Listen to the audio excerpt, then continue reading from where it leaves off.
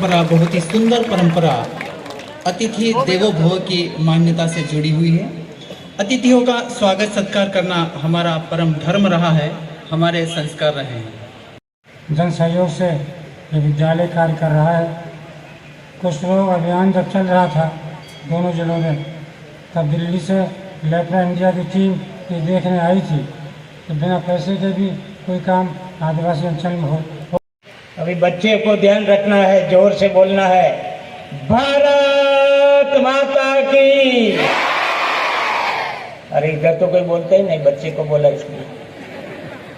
भारत माता की वंदे वंदे।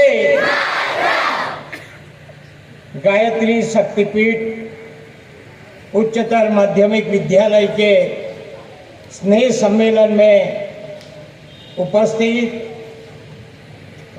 अध्यक्ष गायत्री शक्तिपीठ डॉक्टर शिव नारायण सक्सेना जी, प्राचार्य गायत्री शक्तिपीठ श्रीमती रविकांता वर्मा जी,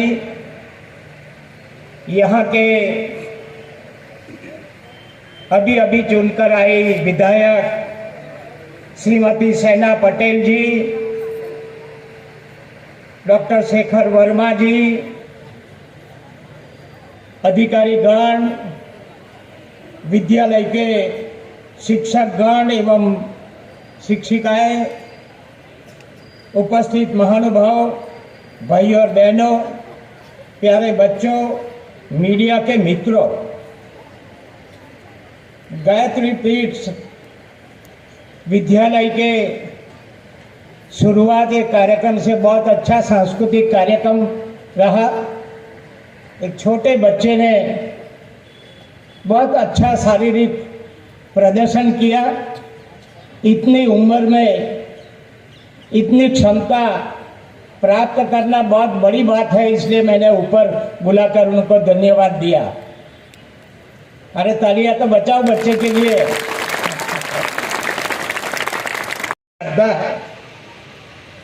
महान मनुष्यों की संगत और करोड़ों गायत्री मंत्र के वेद संबद्ध उच्चारण से बना यहाँ का दिव्य वातावरण असीम ऊर्जा और चेतना दोनों का प्रदान करता है।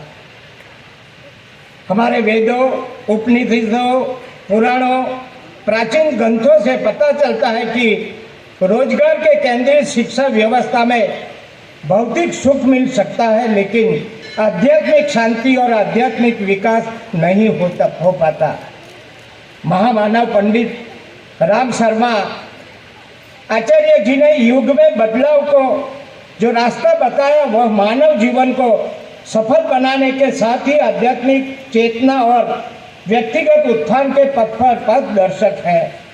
मुझे कहते हुए खुशी है कि पंडित राम शर्मा आचार्य जी और पूज्य माता जी ने देश में जिस आध्यात्मिक, सांस्कृतिक और वैचारिक परिवर्तन की अपेक्षा की थी, माननीय प्रधानमंत्री श्री नरेंद्र मोदी जी के नेतृत्व में समय का वह दौर अब शुरू हो गया है।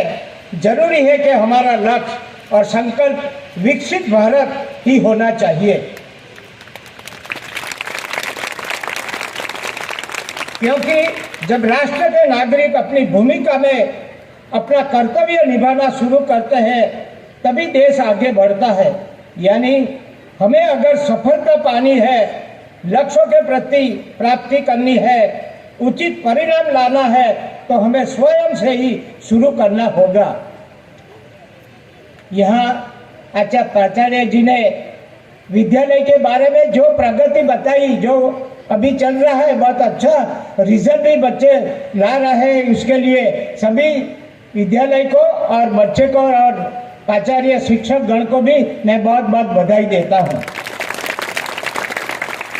जब देश का हर नागरिक जिस भी भूमिका में है, जब वो अपने कर्तव्य को निभाने लगेगा तो देश भी आगे बढ़ चलेगा। एक नागरिक के तौर पर हमें 24 घंटे देश के प्रति सहज रहने की दिशा में प्रयास बढ़ाने होंगे।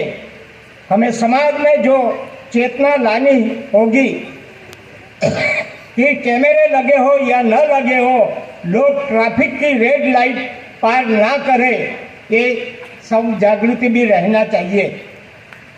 इसी तरह जब जल संरक्षण को लेकर गंभीरता बढ़ेगी, बिजली बचाने को लेकर जागृति आएगी, ऐसे सब जो जरूरी है जीवन में जागृति का, वो हम पालन करें तो मैं समझता हूँ कि अच्छा अपना जीवन रहेगा, अपना समाज और देश भी आगे बढ़ेगा।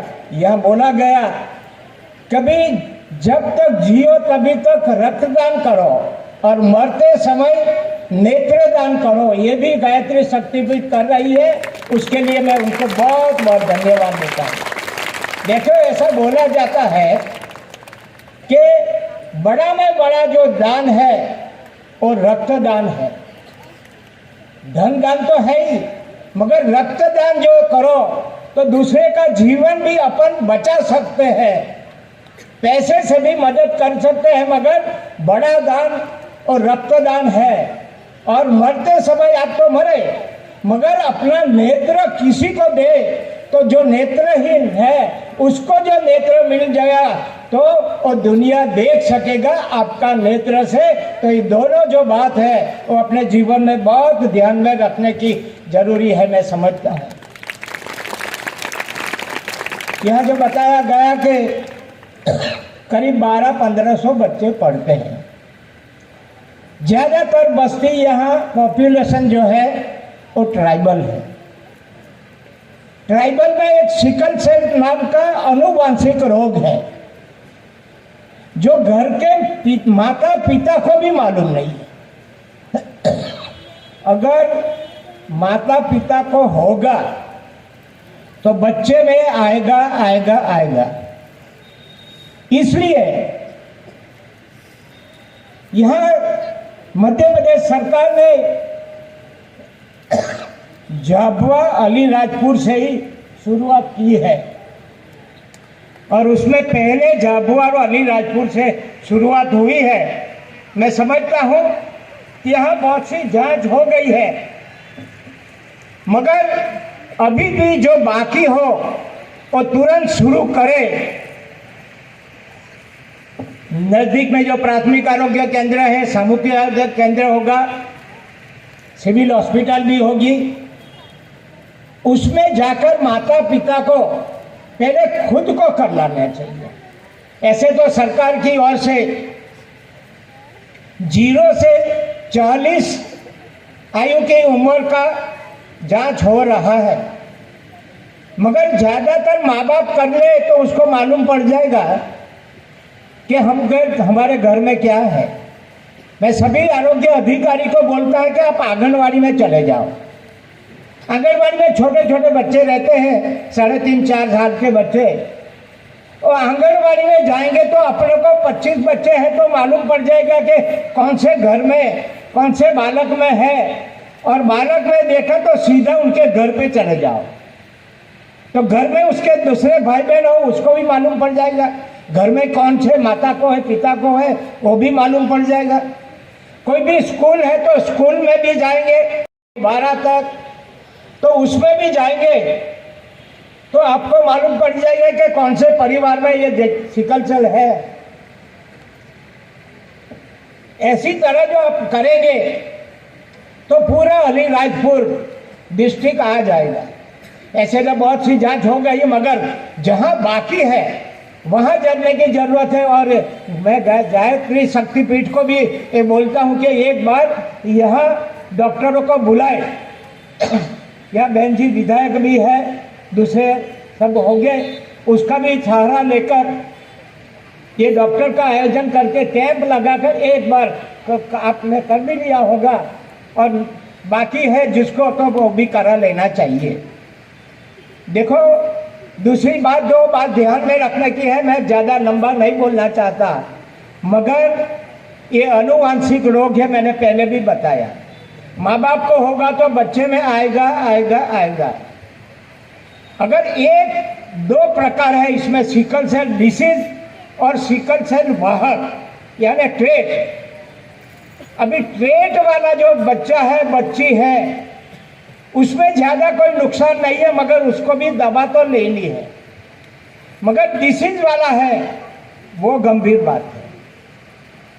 उसमें दो बात ध्यान रखने की, घर में जब भी बच्चे बच्ची की शादी का समय होता है तो पढ़े लिखे लोग जन्मोत्तरी बताते हैं कि भैया बेटी से हमारा कैसा पुत्र का कैसा रहेगा। बेटी वाले बताते हैं कि जमात दामाद है, हमको हमारी बच्ची को अच्छी तरह संभालेंगे क्या, उसमें से मालूम पड़ जाता है। मगर ट्राइबल के वहाँ सरकार ने सभी को भी कार्ड देना भी शुरू कर दिया, जिसको जिसको डिसीज है, जिसको जिसको ट्रेड है, उसके लिए कार्ड भी देना चालू कर दिया। कल ही मैंने विधानसभा में बताया, बहन जी ने सुना भी होगा, अभी तक 10 लाख जितने कार्ड बांट दिए हैं। और जल्दी से जांच करवाओ और कार्ड भी अपने घर रखो। जब भी बच्चे की शादी होगा तो जन्मोत्तरी नहीं मगर वो कार्ड मिलाओ। दोनों को अगर सिकल सेल है तो कभी भी शादी मत करना, कितने भी पैसे वाला बच्चा हो कितने भी सौंदर्यवान बच्ची हो, तभी भी मत करना, क्योंकि जो बच्चा आने वाला है वो सिकल सेल वाला होगा। तो क्यों माँ बाप पहले से बच्चे को अपने दुख में डाले। अगर एक होगा तो चलेगा, ये भी समझना बहुत जरूरी है। दोनों में से एक का सिकल सेल होगा तो चलेगा, दोनों ट्रेड होगा तो भी नहीं चलेगा, ये भी बात समझ लेना। अगर दोनों ट्रेड वाले हैं उसमें से भी डिसीज वाला बच्चा या बच्ची पैदा हो सकती है। मैंने ऐसा भी देखा है, एक घर में एक 4 साल का बच्चा और एक 8 साल का बच्चा, पेरेंट्स को दोनों को था। और 4 साल का बच्चा देखो, 8 साल का बच्चा देखो तो ग्रोथ उनका एक सरखा, 8 साल का भी 4 साल का ही दिखता था। ऐसा भी होता है। इसके साथ सिकल सेल के साथ करीब करीब 21 बात जुड़ी हुई है। थोड़ा थोड़ा टेम्परेचर आना, हाथ पैर टेढ़ा हो जाना, जब भी लहू अपना पास होता है हड्डियों में से तभी हड्डी में फंस जाता है और वहाँ हड्डी टेढ़ी हो जाती है, मत्था बड़ा हो जाता है, पेट बड़ा हो जाता है, सारे शरीर में सूजन आ जाती है। ऐसे कई प्रकार है।